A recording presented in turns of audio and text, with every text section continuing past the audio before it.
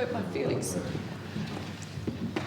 Thank you, Madam Deputy Speaker. Well, of course, we won't be supporting this garbage motion either, and it wasn't put forward with the intention of anyone but Labor supporting it. It is not an attempt to be constructive or collaborative or to advance policy interests in the interest of the people of Tasmania. It is nothing more than positioning and politicking. It is riddled with untruths, as was Ms White's speech on the motion. I just want to deal with a couple of I'm not going to talk on this very long because it's such an inane motion. It's a waste of Parliament's time, but there's just a few things that I want to say. The Tasmanian Forest Agreement, Mr Ferguson, was an agreement that was actually struck between the timber industry's leaders and the leaders of the conservation movement. And it was the timber industry that came to government in 2010 when David Bartlett was the Premier and asked for help from government to coordinate a process that would assist the industry to have a sustainable future. And it was a long and fraught and difficult process, and there were times when it seemed like resolution could not be reached and compromise could not be reached. And compromise, Madam Deputy Speaker, in politics isn't a dirty word. It's really important that when we're negotiating for an outcome, we're prepared to give and take. And that's what the Tasmanian Forest Agreement was. Madam Speaker, it was a flawed agreement. It was a compromise agreement, but ultimately what it did, Madam Speaker, was it gave the industry, the timber industry, a path towards a sustainable future. And there is clear evidence of that. Forestry Tasmania is still seeking forest stewardship certification because it knows that. It can't sell its products in a sustainable way on global markets without FSC. Madam Speaker, the Tasmanian Forest Agreement, of course, also removed the loggers from 500,000 hectares of high conservation value carbon banking forests. Madam Deputy Speaker, the Tasmanian Forest Agreement also extended the Tasmanian Wilderness World Heritage Area, which is integral to our wilderness brand, which draws visitors here from all over the world who recognise there is no place on earth like Tasmania. Now, this garbage, Madam Deputy Speaker, that's coming from both sides of the House, it denies the truth of the positives that came out of the Tasmanian Forest Agreement. It gave industry a measure of certainty for the future. It provided pathways out of unsustainable logging practices. It established the wonderful, world-leading, globally recognised Derby mountain bike experience, Madam Speaker. It funded the new hydro wood industry, Madam Speaker. It helped us to chart a path through 30 years of conflict over native forest logging in Tasmania.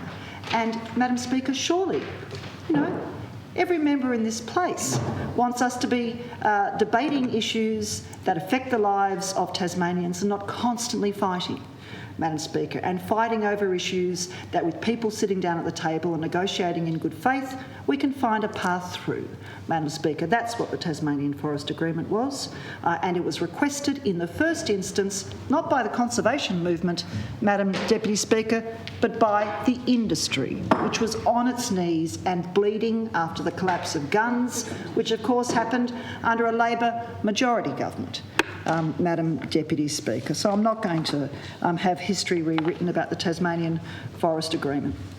Madam Deputy Speaker... You didn't mind the TAFE history, though, did you? What's that? You didn't mind the TAFE history, though, did you?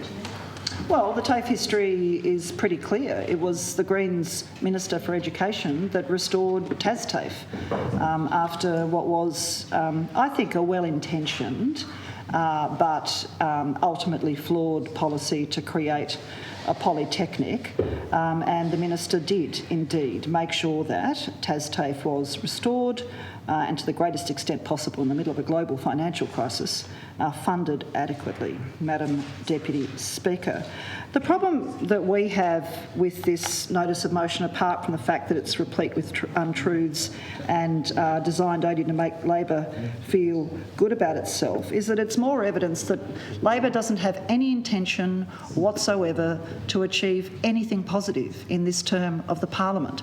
Labor has backed itself into a corner where it's at war with the Speaker, it's constantly at war with the government, it's decided the Greens are not worth communicating with or working with in any way, so Labor has retreated to the trenches.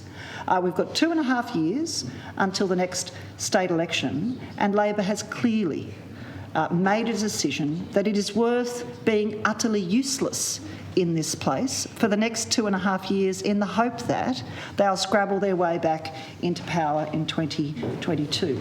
To be honest, Madam Deputy Speaker, they don't deserve it yet. Madam Deputy Speaker, they're dishonest, they're hollow inside, they've got no meaningful policy platform, and they treat this place with contempt and, by extension, treat the people who voted them into this place to do right by them with contempt as well. Madam Speaker, so let's just go through the notice of motion that's been put forward by a Labor leader who, after 2.5 years in the job, this is the best that she can do. Whatever, condemns the Liberals and the Greens for failing to stand up for working people. That is completely untrue, Madam Speaker. Ms White pretends to be the champion of working people, but we haven't heard anything out of Ms White in 2.5 years of any substance about how jobs would be created in Tasmania. We have no plan from Labor on job generation or on how to protect the rights of working people. And if you're serious about looking after working people, Madam Deputy Speaker, you have to accept the science of global heating. There's a sign chalked up outside the Duke of Wellington Hotel, wonderful local pub, and it says there are no jobs on a dead planet. You can't pretend to be serious about the lives of working people and Tasmanian communities if you are locked into a policy framework of climate denialism, and that is what it is. Labor will hate being called climate deniers, but they are. Madam Deputy Speaker, you only have to look at their deeds. We've got a Labor government in Queensland that's given the big tick to the Adani mine that has last Friday afternoon, in an unprecedented move by any government in Australia, removed native title on the Carmichael mine lands. Madam Speaker. And at a federal level, of course, you've got Labor that's signing up to the Parliamentary Friends of Coal, and at a state level, Labor's policy platform acknowledges that modelling suggests climate change is happening. And they're the words, quote, modelling suggests climate change is happening. No, Madam Deputy Speaker, the modelling confirms climate change is happening. The Amazon rainforest is on fire, as are the boreal forests of Siberia. The Greenland ice sheet is melting, Madam Deputy Speaker, at 4 times the rate that scientists told us it would. And only last week in Iceland, they held a funeral service for the first glacier to disappear from the face of the earth. Modelling does not suggest that climate change is happening. The modelling demands of us as policymakers to respond to the science, Madam Deputy Speaker. If we are serious about protecting working people, we have a comprehensive plan to adapt and respond to climate change, Madam Deputy Speaker. Yet I haven't heard a word from Ms White. I didn't hear anything come out of her state conference speech on the need for this island to be climate ready and climate resilient. And what have they done at state conference? They've buck-passed climate policy to national action. And then we had the in-house Labor scientist here, Dr Broad, suggesting that the recommendation of scientists to list 2 eucalypt species in Tasmania as critically endangered should be revoked. Labor has become an anti-science party. Gets in the way of irrigation circles. That's right. an anti-science party. Now, you can't look after working people if you're not listening to the science, Madam Deputy Speaker. You just can't. And if you're serious about looking after working people and giving young people opportunities for the future, you recognise the increasing level of automation in industries like the fish farming industry, the forestry industry, and in a whole suite of areas where there are traditional blue-collar Labor voters. You are seeing massive and accelerating automation of those industries and jobs being sloughed off in the name of profit. But nothing from Labor on those huge challenges facing our employment sector in Australia. Nothing. Well, yeah, there's a political point about Tasmania's unemployment rate and more carping. The Liberals have done nothing, apparently, in response to the loss of 5,000 full-time jobs in the past year. I'm not here to defend the Liberals. On it goes. Here we go. Point 6 agrees that when it comes to jobs, the Greens are just as bad as the Liberals. Now, this reminds me of being in high school when you had those bitchy little sessions where people would, write nasty things about each other with no substance. There's no substance to that statement, Madam Deputy Speaker, and each year we put the time in to presenting an alternative budget which lays out a plan for Tasmania's future that extends past the next election, which is as far as the two parties in this House can see, and it is a jobs-generating alternative budget that looks at this island through a climate lens, as we must if we are responsible policymakers, Madam Deputy Speaker. I'm not going to cop that either. Isn't it? But there's a particular point down here.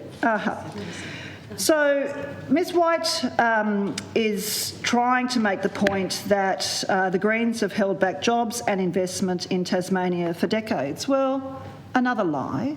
It is the conservation movement and the Greens that have spent decades defending wild Tasmania, defending the forests, defending our coastlines, and strengthening Tasmania's clean green brand. The first person to say the words clean and green was Christine Milne back in the Wesleyvale days. Now, which sectors are wholly dependent on Tasmania's clean green brand? The agriculture sector, which last time I checked is worth about $1.5 billion each year to Tasmania.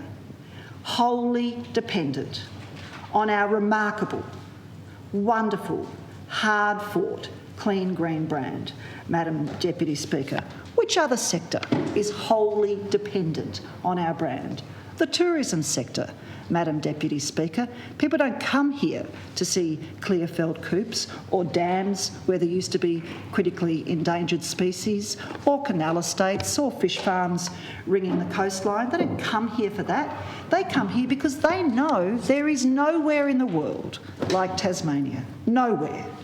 Nowhere as beautiful and as wild, as quirky, as safe, as peaceful, Madam Deputy Speaker. And when visitors are surveyed about why they come here, the word that is used most frequently by visitors to this island is wilderness, Madam Deputy Speaker. They come here because of an ideal of Tasmania, of wilderness. And yet we have two parties in this place that don't stay true to the ideal of wilderness, or the fact that wilderness is something you can lose so easily and you never get it back, Madam Deputy Speaker. We've been attacked by Labor and the Liberals for our opposition to the privatisation of public protected areas.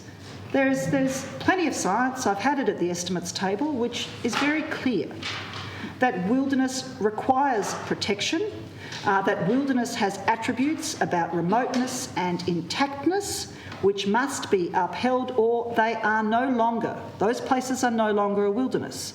Lake Malbina will no longer be a wilderness when you've got between 100 and 200 chopper flights going in and out every year.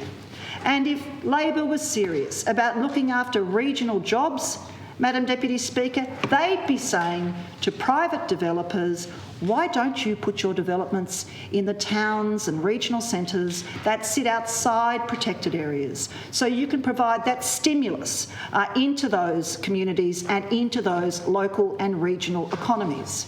But no, we've got a model under the expressions of interest process which will see wealthy tourists being flown in to a spot. For example, let's just say it's Lake Malbina. They'll arrive at Launceston Airport. There'll be a special transport by the developer to the location for the helicopter takeoff. They'll fly into Lake Malbina, stay there for a few days and fly out. There is no stimulus to regional economies through tourism developments that, for example, like Ian Johnson's proposal for the South Coast Track, are remote from towns and centres that are crying out for stimulus. If you're serious about looking after regional Tasmania and the jobs in regional Tasmania, you will be directing private developers and commercial interests to build their tourism accommodations outside protected areas, Madam Speaker.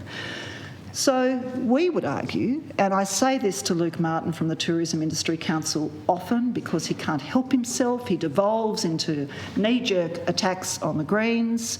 The tourism industry should be on its knees thanking the conservation movement for the hard work of decades to protect what it is that makes this island unique in the world. Really, instead, what you get is environmentalists and the Greens being vilified. Madam Deputy Speaker. Well, we sleep pretty well at night. Madam Deputy Speaker, I sleep very well at night knowing that my vote contributed towards the extension of the Tasmanian Wilderness World Heritage Area. I sleep very well at night knowing that my vote contributed towards the Tasmanian Forest Agreement, which gave the industry and this island for the first time in decades an opportunity to breathe out, an opportunity for peace and to have a look at other ways of doing forestry. Earlier this week, Madam Deputy Speaker, I sat down with representatives of Foraco and New Forests. And it's exciting when you've got ethical timber companies working in Tasmania with a sustainability lens, working in the plantation sector, committed to reforestation, committed to real downstream processing. It's exciting, Madam Speaker. But how possible would it have been if we hadn't signed up to the Tasmanian Forest Agreement? So this is a junk motion and we won't be supporting it. The question is that the motion be agreed to. Those of that opinion say aye. Aye. To the contrary, no. No. The noes have it. Aye. Division required.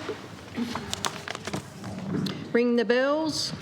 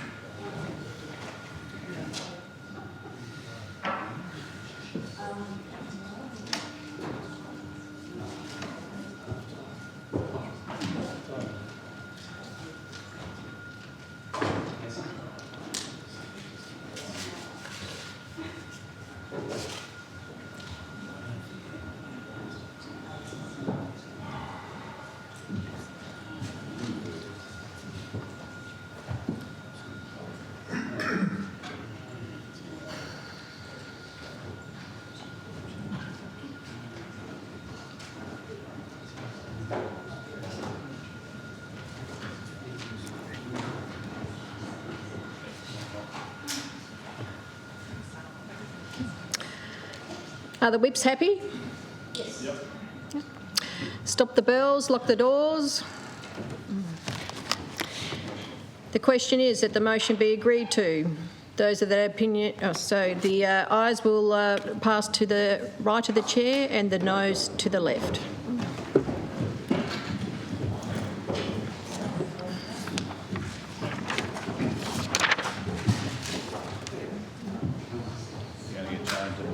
Sorry. I appoint the honourable member for Braddon, Miss Ryler. Teller for the noes, and the honourable member for Braddon, Miss Dow. Teller for the ayes.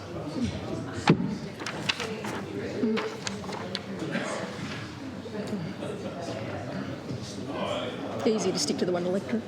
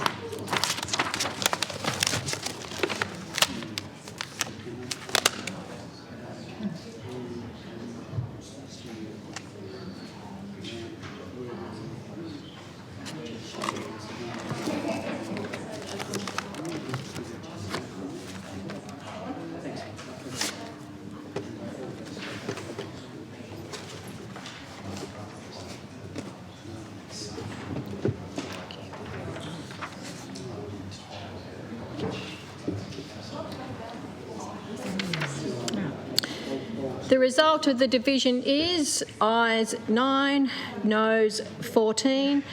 Therefore, the noes have it.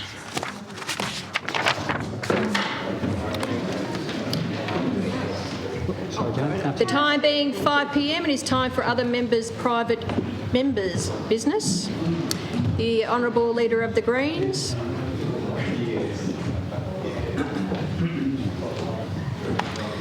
Thank you, Madam Speaker, and I will be Madam Deputy Speaker, we will be requiring a vote on this notice of motion, and it is in fact, thank you, it is in fact my hope that this is something all members of the House can agree on, Madam Deputy Speaker. Madam Deputy Speaker, 2 weeks ago we received a call from a Tasmanian from Hong Kong who had seen outside the window of his unit in North Hobart a car that had the markings on it of a much feared municipal police force on mainland China called Chengguan. Now, Madam Deputy Speaker, we also know that a call was made to my colleague, the member for Clark, Ms Haddad's office at the time by the same person expressing the same concern, and regrettably that concern went nowhere. We recognise that this was a serious and sinister attempt to intimidate people from Hong Kong, potentially people also, of course, Madam Speaker, from the democratic nation of Taiwan, people from Tibet, and Uyghurs, people from Xinjiang or East Turkestan province in northern China, where around 2 million innocent people are being detained. There are Uyghur people living in Tasmania. And the person who rang us, the Tasmanian from Hong Kong, said he saw that car faked up as a Chengguan police car and it evoked in him enormous fear. Madam Speaker, I also spoke to a student from Hong Kong on Sunday night who showed me other pictures of the same vehicle, faked up as a police car, and he said, quote, "It made me feel very, very scared." Madam Deputy Speaker, now this needs to be seen in the context of increasing volatility in Hong Kong, an inspiring movement for freedom and democracy, and the fact that at university campuses around the country there have been rallies in support of Hong Kongers, and there have been attempts by the Chinese government through its proxies here to intimidate people at those rallies, and similar fake police cars have been spotted in Melbourne, Adelaide and Perth. Now, people might get up and make a contribution on this debate and say it was just a joke, why would we take anything like this seriously? It's not a joke when it makes people who've come here to live in peace and safety feel terrified, and it's not a joke when it is clearly part of a concerted effort that is happening around the country to intimidate people who support the pro-democracy protesters in Hong Kong. Now, Madam Deputy Speaker, any member of this place who watched Four Corners on Monday night, I am certain will agree that the protests in Hong Kong are both terrifying and inspiring. For anyone who hasn't watched Four Corners, it was Sophie McNeill's outstanding report filmed over the last couple of weeks in Hong Kong, and she was the only person who appeared in that report who was not a Hong Konger. We heard the stories of students and academics and people who recognise that if they don't fight, they'll lose their city and they'll lose all their freedoms, Madam Deputy Speaker. And the Chinese government has made it very, very clear that they are prepared to use lethal force to suppress the push for freedom and democracy that's being generated by young people in Hong Kong. The movement in Hong Kong is extraordinary, Madam Deputy Speaker. It is extraordinary. It is a leaderless movement. It's organic. It's highly democratic because all the protesters communicate with each other through online platforms where they get to vote and have a say on how that day's protests or actions will be rolled out. I watched Four Corners the other night, and with my heart pounding for the citizens of Hong Kong.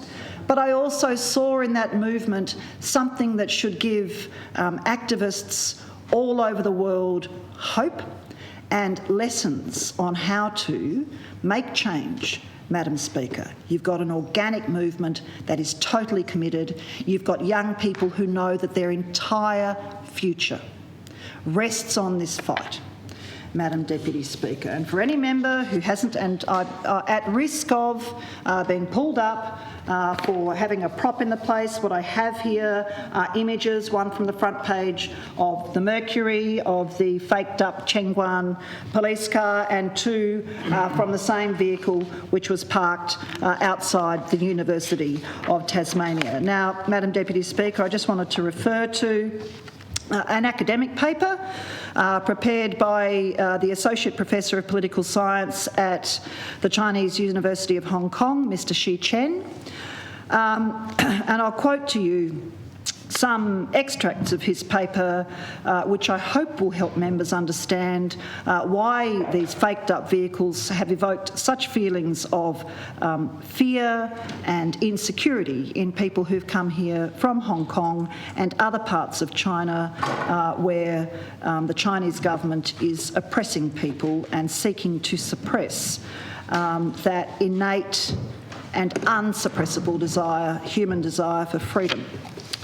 The paper says, informal coercive tactics play an important role in maintaining political and social order in authoritarian regimes today, a fact variously attributed to the state's incapacity to monopolise coercive force and to the strategic concealment of repression from international society.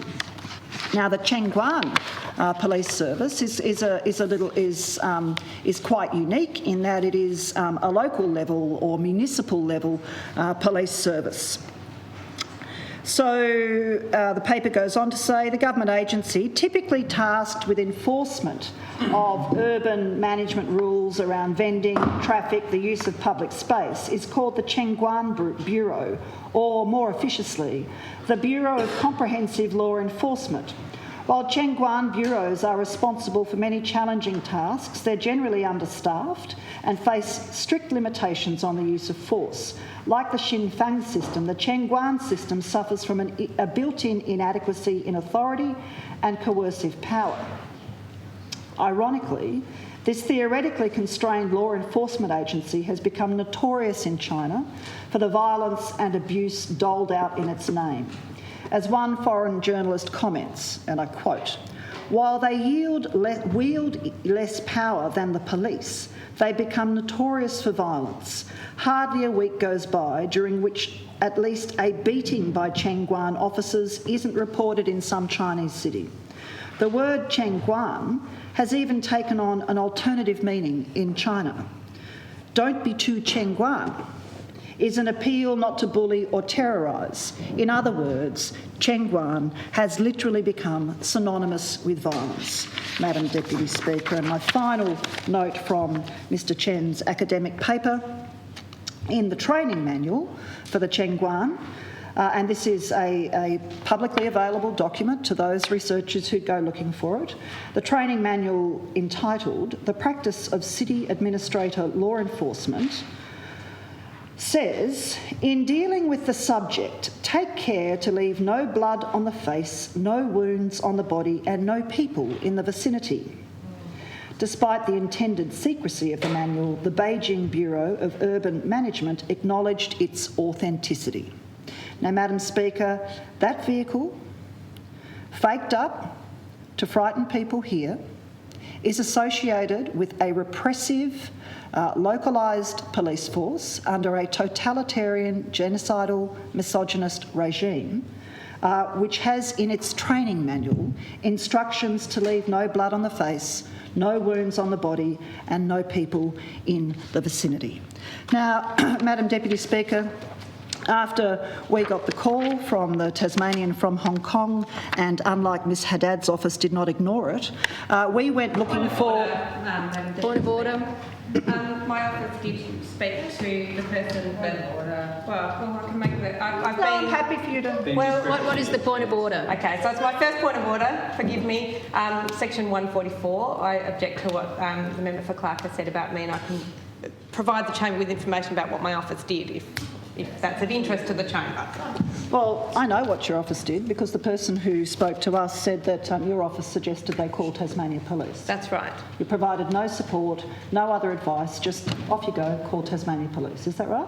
My office suggested that he should Ms call the Haddad, police, you can which raise is this what in should your be own done when an contribution on the allegation like debate. this is It's not a made. point of order. Thank you. No So support. after That's we absolutely received the call and took it seriously and took our responsibility, And brought it to the media. responsibility Brought it to represent all visitors to this island and all new Tasmanians, we went and did a bit of research on the legality, if you like, of these cards. And under the Police Services Act of 2003, Section 78, impersonation of a police officer is an offence, but it's only if you impersonate a Tasmania police officer. So clearly there is a deficiency in the legal protection here for people from Hong Kong, Taiwan, Tibet, or Uyghur people who come to Tasmania, Madam Deputy and it's exactly Speaker. what we said to the man who phoned my office. Well, now that you have provoked me through interjection, Well, you said something that's really Last unfair about night- the people working in my office. Ms Cassy. Haddad, you'll be able to make a contribution to this debate soon. I can't hear what the honourable member is actually saying, so I do ask that the honourable member is shown respect and makes a contribution. thank you, Madam Deputy Speaker. Madam Deputy Speaker, I wasn't in the chamber last night when Ms Haddad rose to make a contribution on the anniversary celebrations for 70 years of Communist Party rule in China. I recognise the enormous contribution that Chinese Australians have made to this island and to all of our country, the cultural and economic contribution. There are around 1 million Australians of Chinese descent, Madam Deputy Speaker, and the contribution that that broad community has made to this country, it cannot be overstated, Madam Deputy Speaker. But to stand up in this place on the adjournment and laud an event that was organised by the Melbourne Consulate, which is recognised by the Federal Parliament, Madam Deputy Speaker, as being a proxy for the Chinese Communist Government and its United Front work, on the day that the ICAC hearings in Sydney exposed Labor's utter complicity in the foreign influence and interference attempts of a totalitarian regime in this country, and not mention the struggle in Hong Kong, tells us a lot that we need to know about the problem that Labor has with naming up and being honest about the government of China. Now, when you look at the protests that are happening in Hong Kong, just as it was in Tiananmen Square in 1989, one of the catch cries of the protesters, these young, desperate people, is tell the truth about China. Tell the truth. And Madam Speaker, we are privileged members of a fragile, imperfect democracy and a free country. And that places on our shoulders an enormous responsibility to speak up for people who are fighting for democracy everywhere. Silence from the member for Clark on the Hong Kong protests, talking up an event that was organised by a proxy for the propaganda department of a totalitarian regime is an abrogation of Ms Haddad's responsibility to defend the struggle for democracy wherever it happens in the world, Madam Speaker. Now I found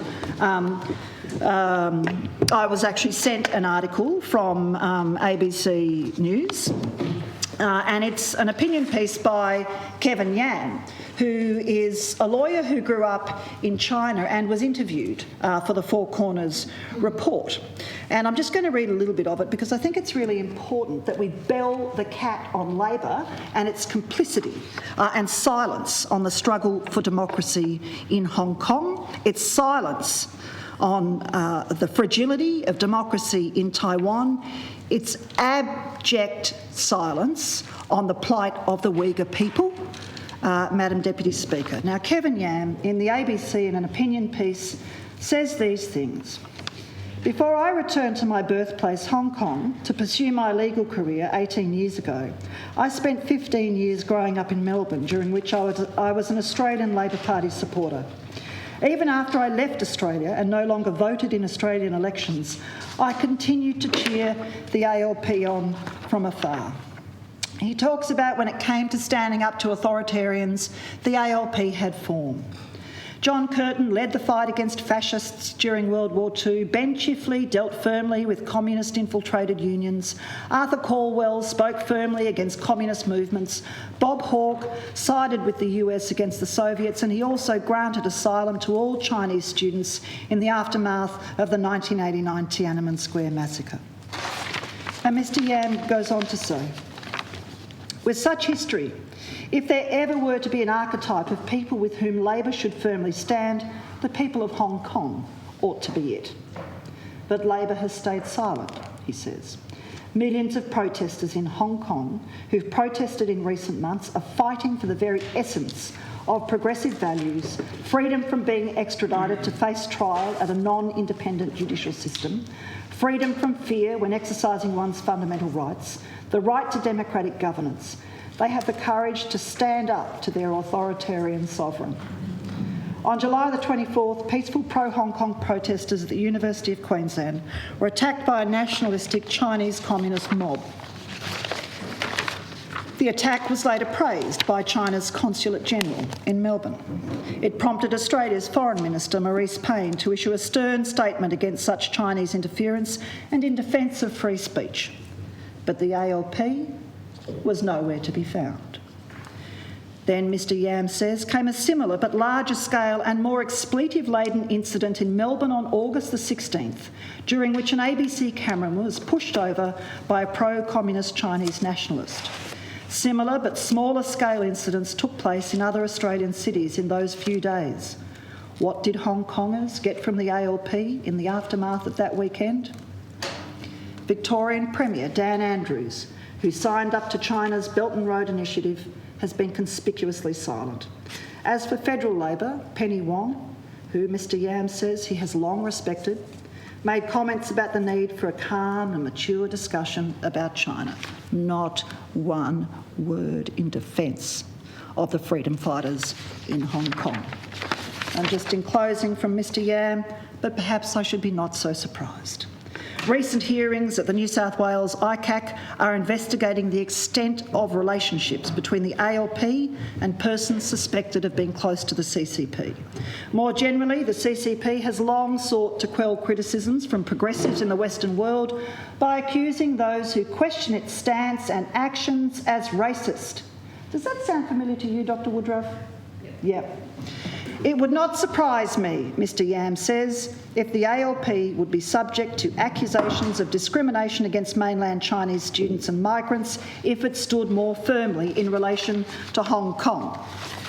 That said, as someone who is proud to be ethnically Chinese, I actually find it more racist for progressives to think that Chinese people are all in the mould of the CCP and that we are culturally disinterested in democracy and human rights. Well, Mr Yam says, about Tasmanian Chinese, who you say are all communist spies. That is the most ridiculous statement. And shortly, I will tell you about Sunday night at Senator Nick McKim's office. But Mr Yam says, all I ask for is that politicians in democracies such as Australia not shirk from calling out the CCP when it acts contrary to universal values of democracy and human rights, including in relation to Hong Kong. And given their purported core values, mainstream progressive groups, including Labor, ought to be on the front lines in speaking up for the courageous people of Hong Kong, as well as for those who stand with Hong Kongers on Australian shores. Madam Deputy Speaker, on Sunday night in Senator McKim's office on Macquarie Street, I had the great honour to meet some young people from Hong Kong to recreate a Lennon Wall on the street frontage of Senator McKim. The stories that they told and their courage, Madam Speaker, was humbling. It was a privilege to meet these kids. They're scared, Madam Speaker. They're really scared. They don't want to go home, but their home is where their family is. Now, I note that today Senator Richard Di Natale has made a call for asylum to be granted to Hong Kong students who are in Australia now. Yeah. The city that they came from is no longer safe for them. Madam Deputy Speaker, we should all be standing with the students of Hong Kong. Yeah. I urge every member of this place to just walk past that wall in Macquarie Street and have a look at those messages from these young Hong Kong students. You know, you can make a contribution to the wall and put your own message up. You know, no one will identify you. You don't have to be as scared as they are. We couldn't show any of their faces. We couldn't identify them in any of the social media that we did, Madam Speaker. But this is a profound situation that these young people are in. And all they want, Madam Deputy Speaker, all they want is to live free. Every person in this place should stand with Hong Kong. So, Madam Deputy Speaker, we want this House to agree that it should be against the law for any person to impersonate any other law enforcement agency of any other country. Madam Deputy Speaker, and I hope that we will have support for that. No foreign power has the right to infringe on the safety and security of citizens and guests in Tasmania. And we must fiercely defend our democratic foundations. We must speak truth to power, and we must send a message to every person who comes to this island to live in safety and peace that we will protect them from foreign influence and threats. Madam Deputy Speaker. So we would like to see this House agree collectively that we won't tolerate the continued harassment and intimidation tactics being used by Chinese government-aligned individuals and organisations in Tasmania, and we would like this House to agree that the Attorney-General should develop an amendment bill to ban in Tasmania the impersonation of any law enforcement agency of any jurisdiction, Madam Deputy Speaker. So I hope that members of this House can recognise their privilege. We talk about white privilege often. We talk about male privilege. Privilege comes in many forms. We talk about the privileges of the wealthy. But there's a certain privilege and responsibility that comes from being born or living in a free country, in a democratic country.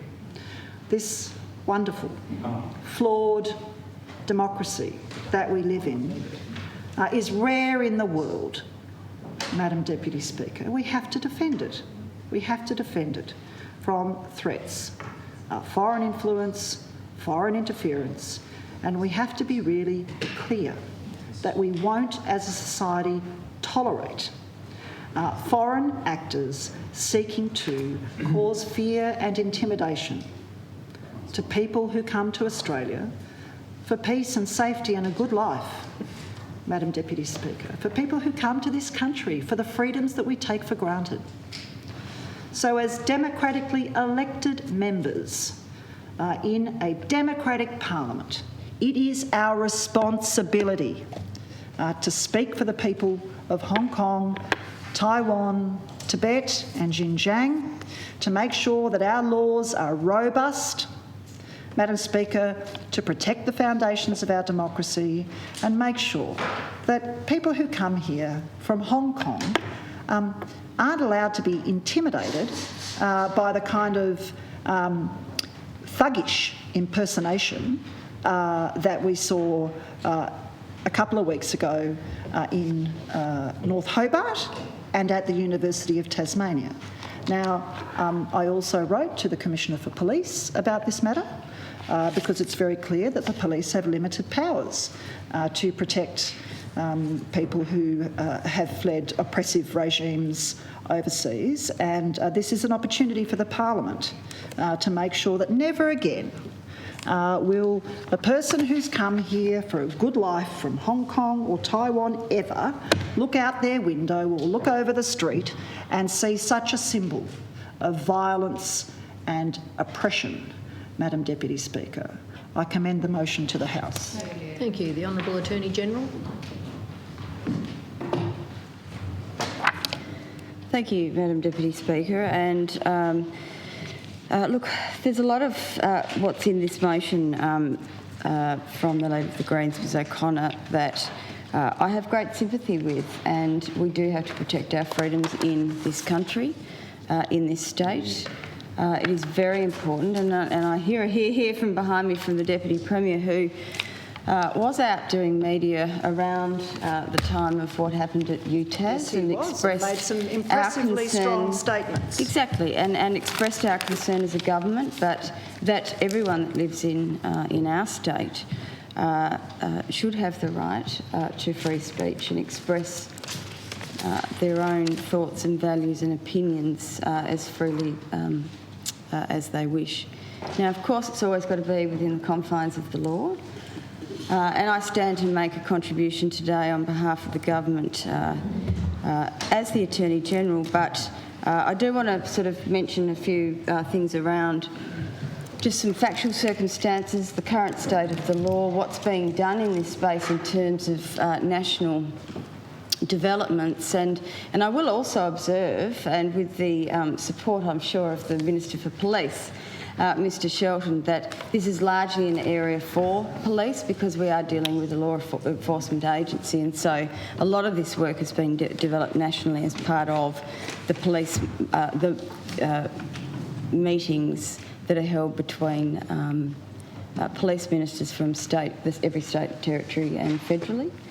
And sometimes we have a combined meeting with Attorneys General as well when there's crossover. So some of these things are not as straightforward as just asking that I develop an amendment bill.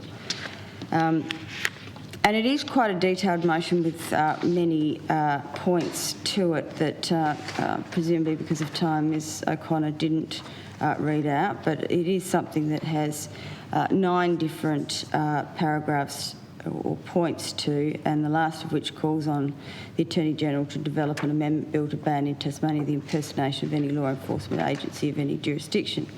So we'll start off by saying that there's no doubt that recent events in Hong Kong have raised concerns right around the world, including here in Tasmania.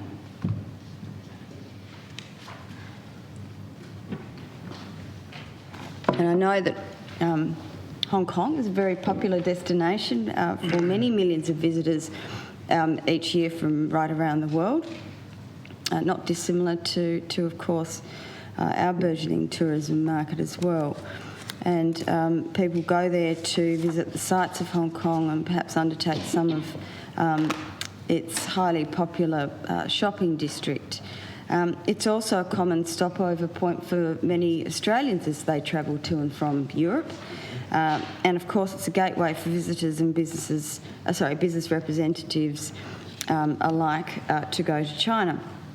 So as with the Australian government, the Tasmanian government urges a peaceful resolution to restore confidence in the one country, two systems formula and Hong Kong's no longer exists and Hong Kong's autonomy. It's one country, one system now. Sorry, well, if my notes are incorrect. Well, you need to follow the news from Hong Kong more closely, I suggest. With respect. Thank you, Ms O'Connor. Obviously Hong Kong's autonomy underpins international business confidence as well. We understand that Hong Kong is a significant market for some exporters as well, and we're not aware of any reports which indicate that Tasmanian exporters or businesses have been affected to date. Any potential disruption to Tasmanian exports to Hong Kong may be at least partly offset by higher direct exports to mainland China, as many goods are transshipped through Hong Kong to the mainland currently. So for those Tasmanians visiting Hong Kong, and I think it's important to get this information on record, they do visit for business or pleasure, we do recommend for their own safety that they take travel advice on Smart Traveller. Foreign law enforcement and intelligence agencies have no authority in Australia is also something that I want to highlight to this House. In terms of the concerns raised in this motion, I note, and the government notes, that Tasmania Police has received correspondence from Ms O'Connor in relation to the matter, and I'm advised that the correspondence is being given full consideration. Tasmania Police are engaging and liaising with police services and security and intelligence organisations nationally and in other jurisdictions. Can I just ask by interjection, Attorney, in relation to these matters? In relation to this, and yes, in relation to this matter, this particular instance, and I'll get on to other similar instances across Australia. Yep. So for that reason, I note that the Ministerial Council of Police and Emergency Management, which I referred to, that Mr Shelton is of course the responsible minister in that council. It is made up of police ministers from the Commonwealth, from each state and territory, also New Zealand. And the President of the Australian Local Government Association also attends that, I understand.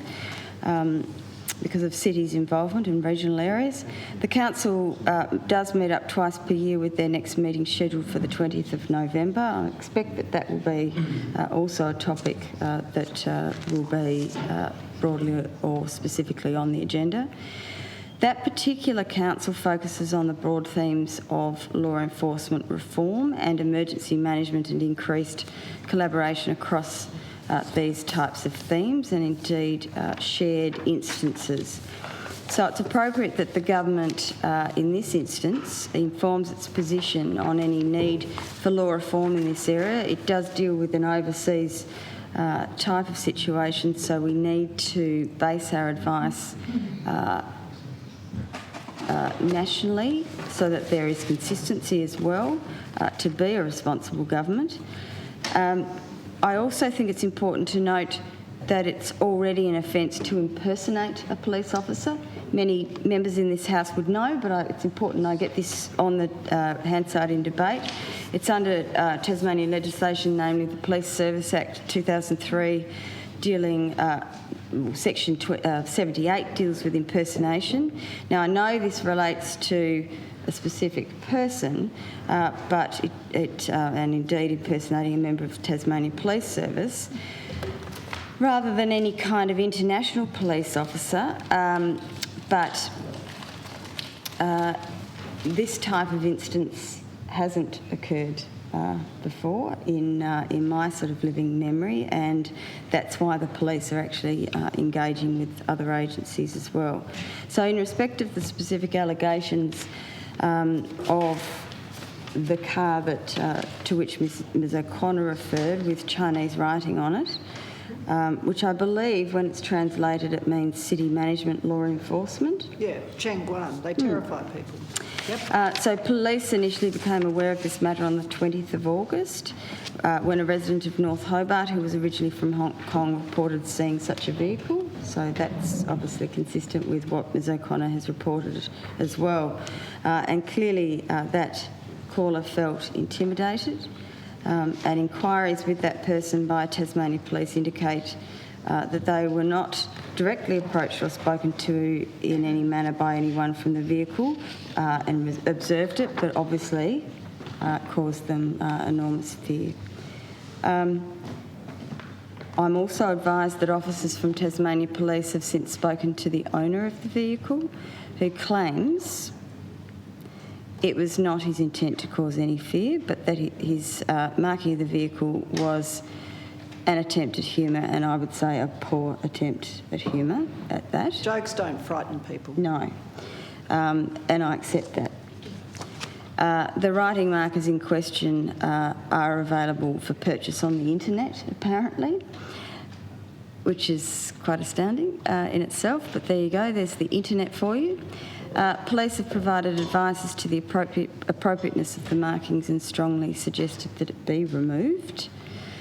While the marking of the vehicle in this manner is not an offence under Tasmanian legislation currently, Tasmania Police will continue to monitor this situation and, as I've said, has liaised and will continue to liaise with other interstate law enforcement and national intelligence bodies in this regard. So in relation to other states, I just want to turn to that as well.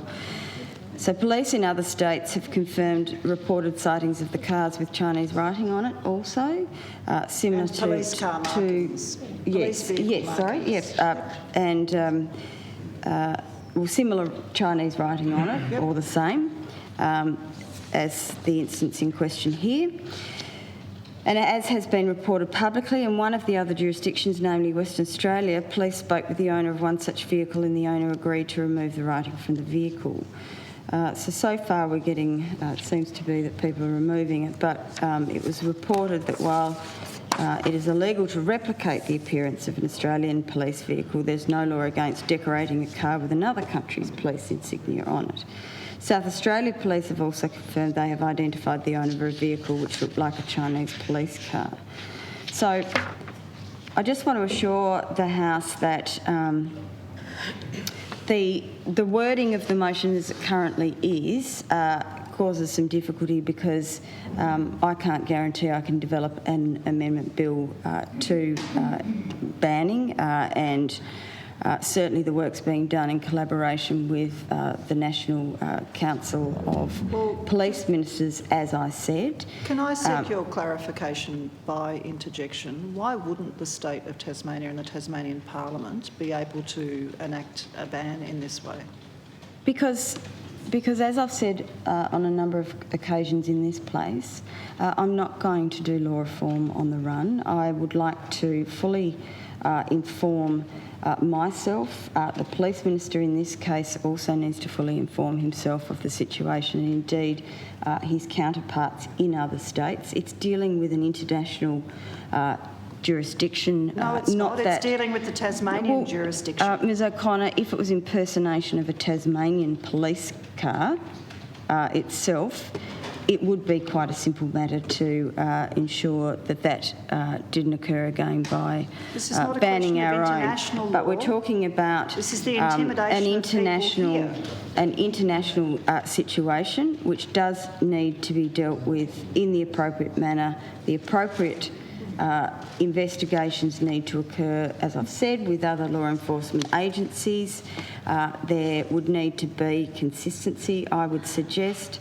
Otherwise, there needs to be consistency across Australia. I will make the observation. I will make the observation across the country that the trade relationship with China and indeed our tourism market is indeed very important to us. So we can't have a knee-jerk reaction to a situation like this without thoroughly considering law reform in the appropriate manner.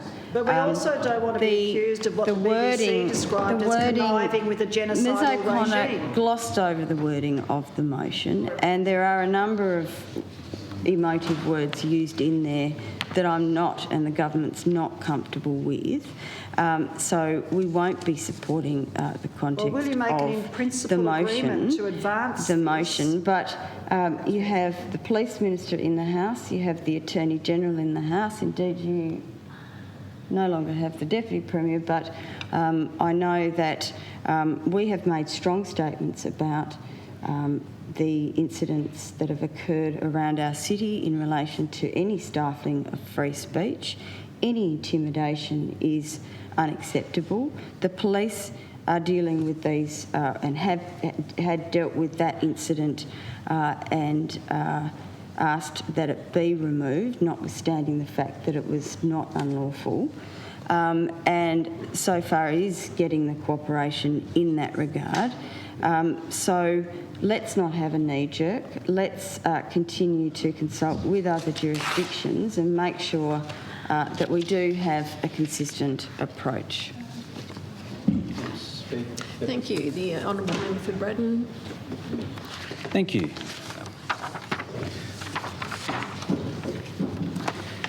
So Labor supports and always supports the right of the people of Hong Kong, to peacefully protest. However, we also have to recognise that this is a very sensitive issue. It's also, I acknowledge the comments of the Deputy Premier in terms of the rights of people who reside in Tasmania to free speech and to be able to express their opinions without fear or favour. And it is a concern that there was somebody driving around with the badge of a police officer from another country on their car, because it does have the potential to intimidate.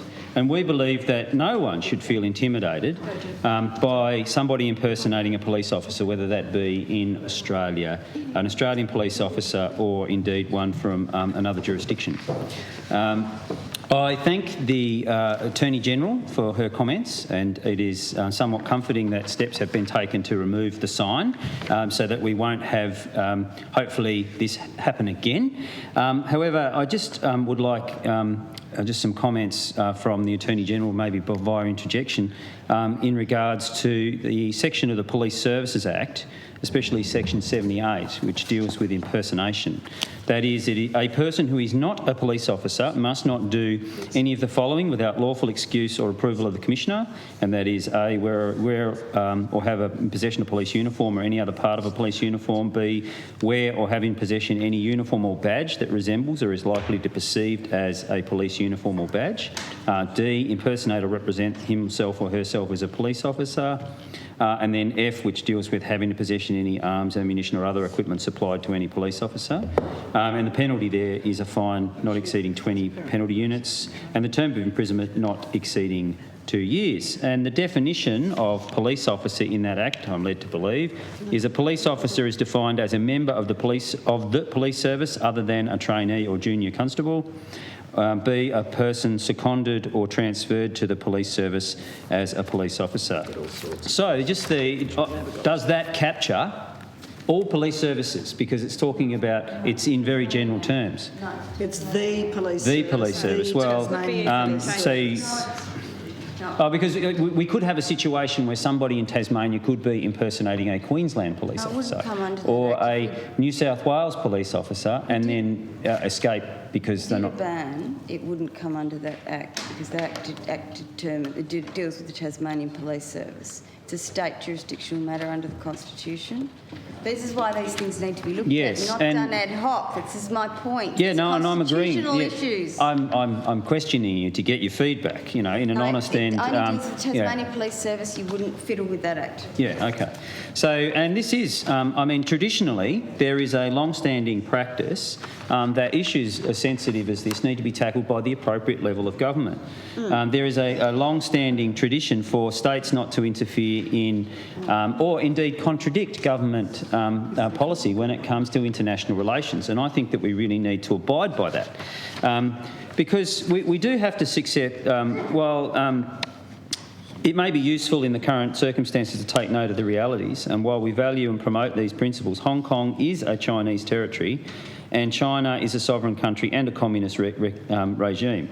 So we have good diplomatic people-to-people trade relations with China in full knowledge, of course, that it is a communist regime. So whatever we as individuals think about it, we do have a trading relationship with China, and that's why it is a very sensitive issue.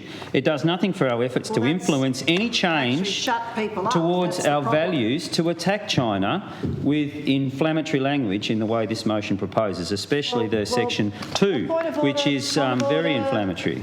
Point of order, sorry. Ms O'Connor. The member for Braddon, apparently a scientist, has again misrepresented us. We did not attack China.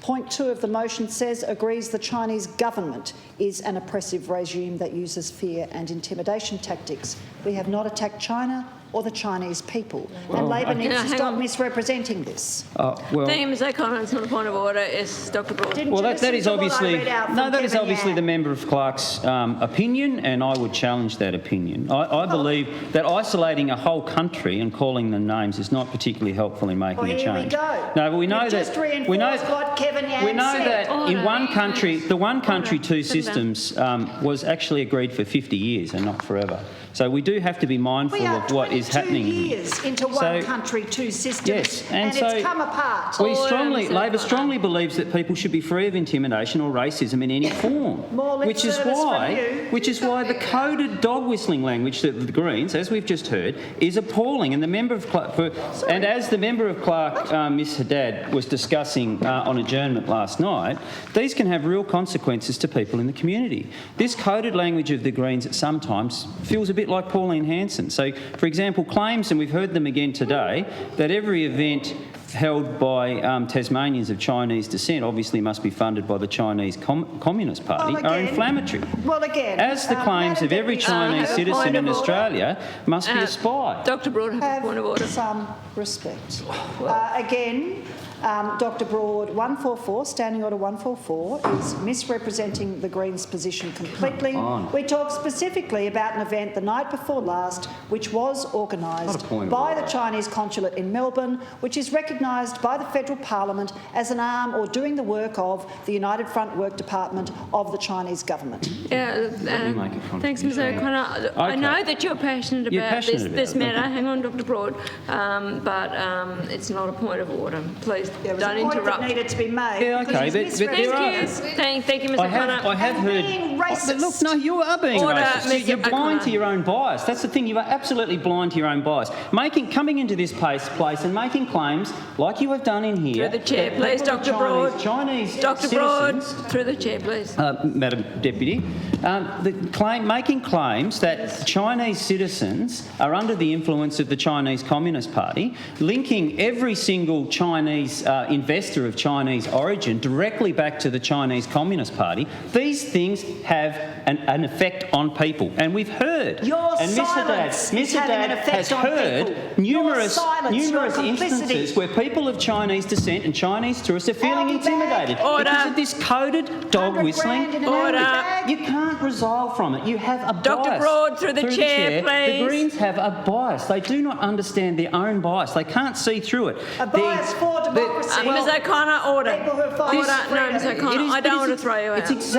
It's exactly this language that saw election signs being vandalised during the recent You the know local nothing government about elections. that This is situation. Oh, this is a cause warning, and Ms. effect. O'Connor. So First congratulations warning, to the please. Greens. Congratulations. But I've got Chinese friends defence. Dust doesn't cut it.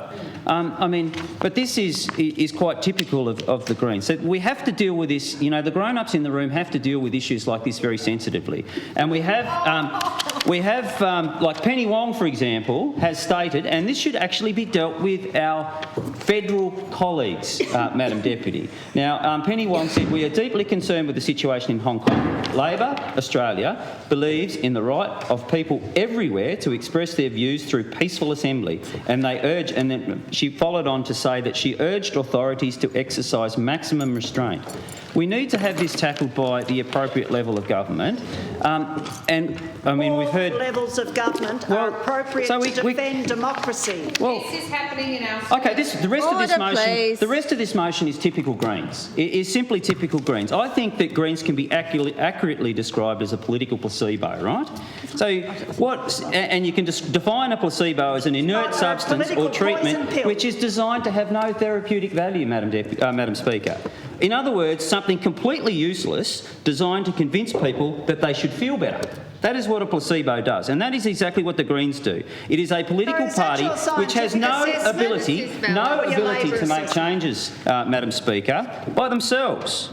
So a placebo is completely useless, but it'll make 10% of people feel better, even make if you people say, who've come even if here it from says Hong Kong, placebo on the Taiwan, bottle. Tibet and And this is Xinjiang exactly, feel better. this is an exact case. We have absolutely no ability in this place to enforce regime change in China.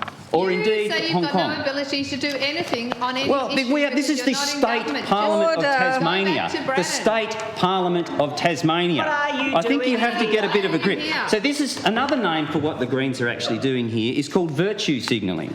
It's the You're practice of wasting saying or writing taxpayers' things money that show getting you have accommodation correct in Hobart opinions when you about should just something. go home. So it's just the Greens are talking about issues simply to show how informed they are and how much they care.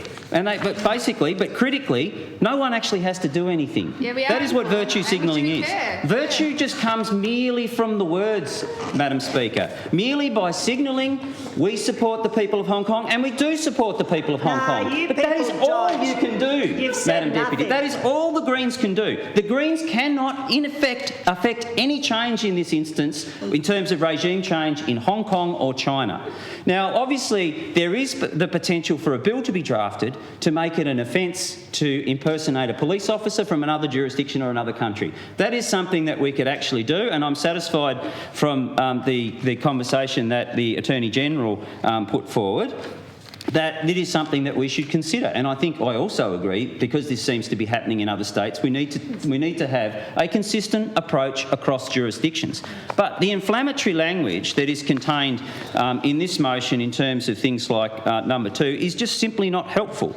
But, of course, That is a statement of fact. Yeah, so we have the moral superiority of the Greens, where their worldview is the only correct view and any other opinion is morally wrong. So that we have, time and time again when we come into this place, we have this blind self-righteousness which is at the heart of the Greens movement.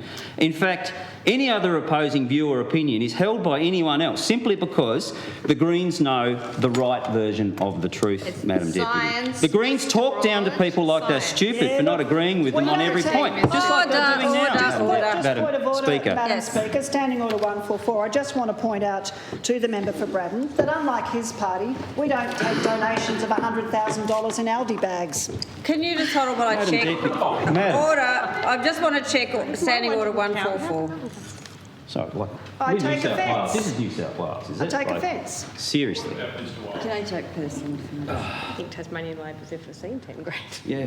100,000. 100 grand, we haven't seen that. We haven't seen it. Well, the member has taken offence. Can you apologise? Just tell the Sorry, truth, I'm just just not speak exactly sure what I'm straight. supposed to Well, do. I'm not certain what you're apologising for either, but you've Yeah. been asked to apologise. Well, I withdraw. I don't know exactly, but I'll withdraw it. For saying we're not writing you, the I mean, facts you down. honestly believe that the only way that people can disagree with the Greens is because they're poorly informed or stupid. Now, look, there are people who are living a different reality. Yeah, in Hong Kong. You know, food, shelter, you know, getting a job, being able to provide for your family is very important, you know. But They want someone to protect the their Greens are rights. only really ever a luxury. It's no coincidence that the brunt of the Greens' job-destroying policies are felt greatly in regional Tasmania, where the Green vote is the lowest. In fact, it's a massive irony of Australia in the Green politics that in areas where there is literally the least environment, the Greens vote is the highest. The more concrete you have and the more high-rises, the more Green voters you have. How's your vote Now- going in regional areas? Well, it's improving. You know, ask Miss Ryler how it went last election. So we have to actually have these issues dealt with at the Going appropriate level. But we have the Greens who are just this virtue signalling, so they'll be able to go to their constituency, their we have 10%, Hong Kongers the with 10%, law degrees the 10% calling that they you make people feel racist. better. They How make does feel that better feel? by these largely symbolic motions that they continually It's not bring symbolic. in. It is, well, it's got an action at Yes, the so end. unlike action at the end, which we've debated dealt and tabled with. in the last private members' Well, time. what about the number two? You're actually arguing for regime change in this place. I mean, how can we change the regime in China from the Tasmanian No, Parliament? but we can support people No, well, who are it's seeking freedom and symbolic. We can do democracy in something China. symbolic, everybody. Thank you, Madam right. Speaker. We can do something symbolic, and that's going to change everything. Well, didn't you hear? yeah. Look, here's Kevin Yam's article. He's just asked There are for other people in. us to There are Mr. other O'Connor. people. of Hong Kong. So this is the Mr. whole thing. O'Connor, this is the debate. You pick an example. I don't know the individual you're The talking recent about. one that came I out don't know on the the individual ABC you're talking about. But there are other Chinese people who have expressed to us their concern about the behaviour of the Greens. Their coded Hanson-like language with those racist undertones But that the is ones that resulting give you in huge people feeling donations. intimidated and not leaving their homes. This is actually really happening. Talking about It is Hong really Kong people happening. who are feeling Well, we have intimidated everybody. What today about the Greens in coming in here and Tasmania. criticising every single project that has any level of Chinese investment? We are No, well, concerned you about can investments continually that come here and from an talk about oppressive VDL regime. Company. Great example, VDL Company. It's Chinese. Okay, bad. No. Laguna Bay is another company Point of that's. order, Madam Speaker, just so the House is really blind clear. What is your point? Our concern Owned about bias. VDL, You're it is blind. actually owned effectively through banks by the Chinese government. So of course we're concerned. What, Thank is that you. a- You proved my point, Madam Sorry, Speaker. Here we that's go. not a point of order. Sorry, you've proved. The member for Clark has literally just proved my point. We're going to vote. Was a vote required? Yes, okay. The question is that the motion be agreed to. Those of that opinion say aye. Aye. Those to the contrary, no. No. Noes have it. Divide. Divide. Division required. Ring the bells.